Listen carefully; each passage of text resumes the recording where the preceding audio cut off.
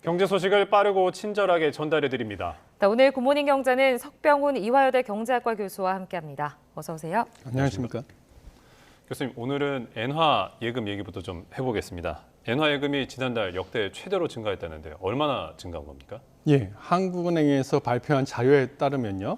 엔화 예금이 전월 말 대비 13억 1천만 달러 증가를 했습니다. 한 달간 증가폭을 기준으로는 역대 최대치가 되겠습니다.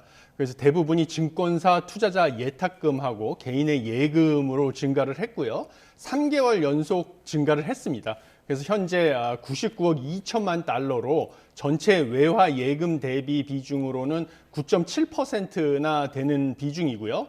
작년 11월에는 60억 8천만 달러였는데 이거 대비해서 62.3%나 증가를 했습니다. 그런데 그 가장 큰 이유는 원엔 환율이죠.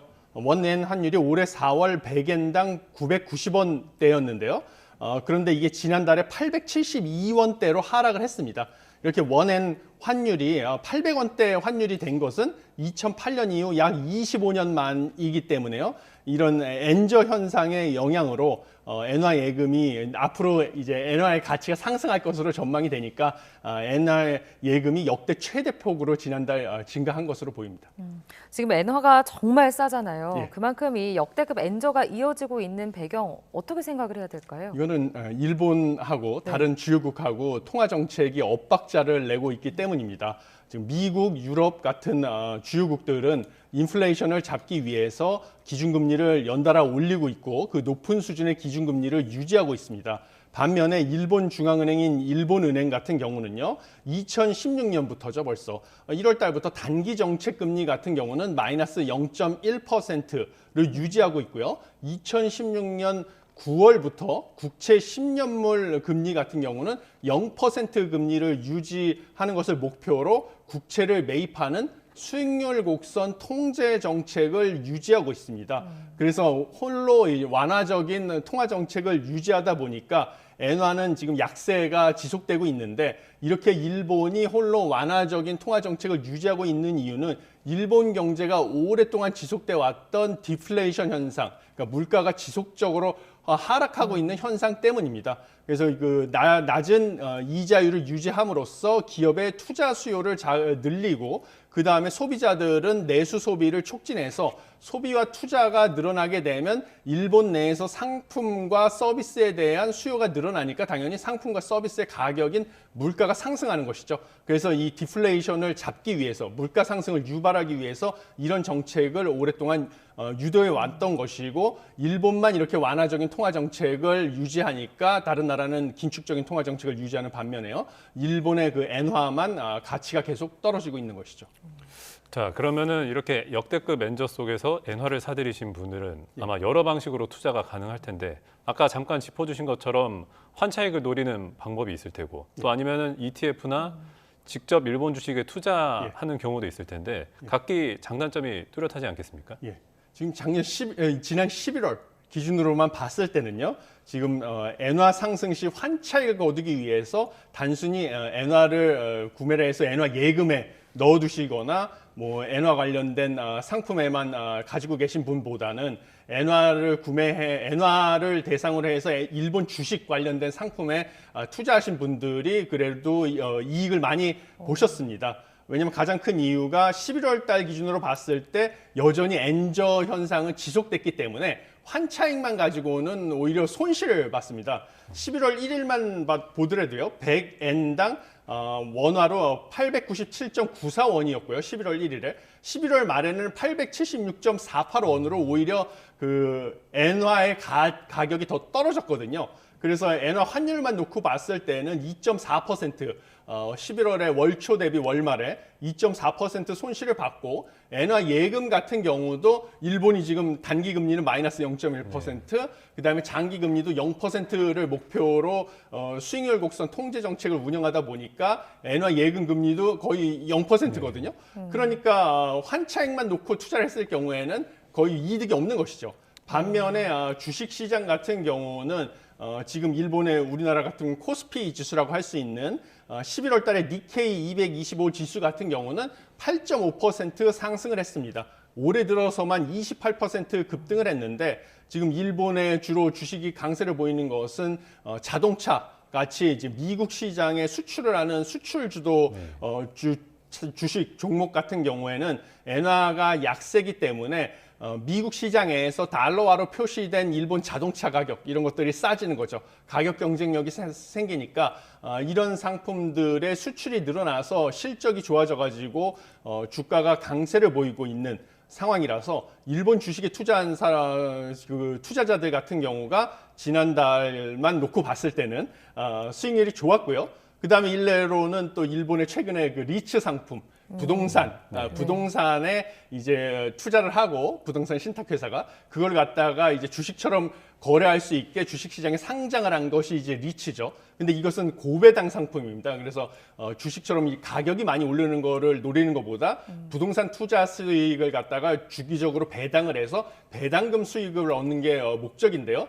더군다나 이제 엔화가 가치가 상승을 하면 환차익까지 얻을 수 있는데 리츠에도 투자 상품이 많이 오르고 있고 저도 뭐 지난 8월에 YTN의 다른 프로그램에 나와서 일본이 엔저로 관광 수입을 많이 얻을 것 같으니까 일본의 호텔에 투자하는 리츠 상품이 좀 고수익을 얻을 가능성이 있다 이렇게 투자를 고수익을 얻을 수 있다고 말씀도 드렸었는데 호텔 리츠 이런 거에도 관심을 많이 가져서 그런데 투자하신 분들도 많은 수익을 얻은 걸로 보이고 있습니다. 그렇지만 이제 주식 관련된 상품에 투자하는 것은 항상 고위 위험이 따르고 있습니다. 앞으로 통화정책 기조가 전환될 경우에는 엔화가 강세로 전환하기 때문에 아까 말씀드린 것처럼 자동차 등 수출 기업은 미국 시장에서 가격 경쟁력이 안 좋아집니다. 그래서 수출 기업은 타격을 받아서 그러면 주가가 하락할 위험도 있고요. 일본 경제 같은 경우는 주요 기관들이 내년에 일본 경제 성장률이 올해보다 낮아질 것이라고 전망을 하고 있습니다. 그러면 당연히 주가는 떨어질 수 있죠. 평균적으로 봐서. 이런 요인도 좀 감안을 하셔가지고 일본 주식의 향후 투자 여부를 결정하셔야 될 것으로 보입니다. 교수님, 한 가지만 좀 질문을 드리면 이번에도 이 금융정책 결정회의에서 일본은행이 마이너스 금리를 유지하기로 했거든요. 결국 긴축이 아니라 완화적 통화 정책을 유지하겠다 이런 방침인데 엔화 환율에도 좀 영향이 미칠까요?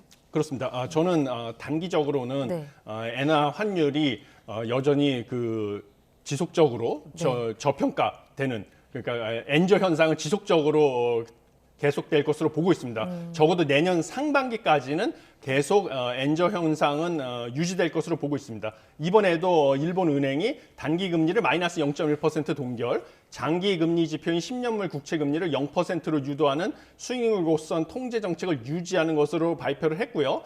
그다음에 우에다 가즈오 일본은행 총재 역시 마이너스 금리 해제 조건이 되는 물가 상승률 2%를 안정적으로 실현할 가능성은 높아지고 있다. 이런 식으로 얘기를 했는데 이것은 무엇을 시사하냐면 점점 이 마이너스 금리 정책, 그다음에 수익률 곡선 통제 정책을 정상화할 수 있는 그런 여건은 갖춰지고 있다라는 것을 시사한 것입니다. 그래서 아마 내년에는 당연히 이 마이너스 금리 정책을 갖다가 해제하는 그런 것을 가는 것은 당연히 그런 방향으로 가는 것은 당연하다. 그렇지만 이게 내년 상반기 시장에서 전망하는 것처럼 내년 상반기로 당겨지기는 쉽지 않을 것으로 보입니다. 그렇지만 보면 수익률 곡선 통제 정책을 먼저 포기를 하고 단기 금리 마이너스 0.1% 그 정책을 갖다가 그 다음 단계로 포기할 것으로 보이는데요. 수익률 곡선 통제 정책만 하더라도 1년 새 지금 3번에 걸쳐서 수정을 하고 있습니다. 그래서 이번에 시사한 것처럼 이게 내년에는 반드시 마이너스 금리 정책도 이제 분명히 수정을 할 것이다. 이렇게 보이는데 그 시점은 분명히 하반기가 될 것으로 저는 예측을 하고 있습니다. 그래서 당분간 엔저 현상은 지속될 것이다. 최소한 내년 상반기까지는 이렇게 보고 있습니다. 그러니까 일본의 완화적 통화 정책 기조가 내년 하반기 이후에나 좀 바뀔 것으로 예상된다. 이렇게 이해를 하면 되는 거죠? 예, 그렇습니다. 저는 왜냐하면 지금 시장에서는 내년 4월 정책 전환으로 예측을 하는 의견이 다수입니다. 왜냐하면 내년 3월에 기업 실적과 임금 협상이 마무리된다는 것을 지켜보고 4월에 마이너스 금리를 갖다가 포기할 것이다 라고 예측을 하고 있거든요. 왜냐하면 임금 협상이 중요한데 임금 상승률이 물가 상승률을 넘어설 것이다 라고 예측을 하고 있습니다. 실질 임금이라는 것이 지금 마이너스 2.3%로 전년 동월 대비 10월 달에 그래서 19개월 연속 마이너스 행진을 이어가고 있습니다. 실질 임금이 마이너스라는 것은 임금 상승률이 일본의 물가 상승률에 못 미쳐서 실질 소득이 지금 19개월 연속 줄어들고 있다는 것이거든요. 그래서 내년 3월이야말로 일본의 노동자들이 이대로는 못 살겠다. 내 임금을 물가 상승률보다 높게 올려달라라고 요구를 할 것이고요. 그러면 임금이 많이 올라가서 실질 소득이 늘어나면 일본의 내수 소비가 진작이 돼서 더 이상 물가가 지속적으로 하락하는 디플레이션을 걱정할 필요가 없게 되니까 일본 은행이 마이너스 금리 정책을 포기하고 제로 금리, 그다음에 단계적으로 플러스 금리로 전환할 것이다 라는 것이 시장의 기대입니다. 그런데 이번에 일본 은행 총재가 밝혔듯이 미국의 기준금리 지금 인하가 변수가 되겠습니다. 미국이 기준금리를 인하했는데 일본이 기준금리를 인상하게 되면 엔화 가치가 급격하게 뛰면서 일본의 주력 수출 기업들의 수출품의 가격 경쟁력이 약화되면서 실적이 악화되면 일본 노동자들의 임금 인상시켜주기 어렵거든요. 그래서 일본은행 총재가 미국의 기준금리 인하가 되고 그것이 일본 수출 기업의 실적에 어떤 영향을 미치는지를 본 다음에 통화정책 기조 전환을 검토하겠다고 했기 때문에 이 미국 연준이 내년 2분기에 기준금리 인하를 결정할 것으로 보이고 그거 이후에 일본은행이 내년 하반기에나 통화정책 기조 정상화를 할 것으로 저는 예상합니다. 네. 자, 다음 주제도 좀 짚어보겠습니다. 공정거래위원회가 저희도 보도를 해드렸는데 이른바 플랫폼 경쟁 촉진법 입법에 나서기로 했습니다. 어떤 내용인지 짚어주시죠.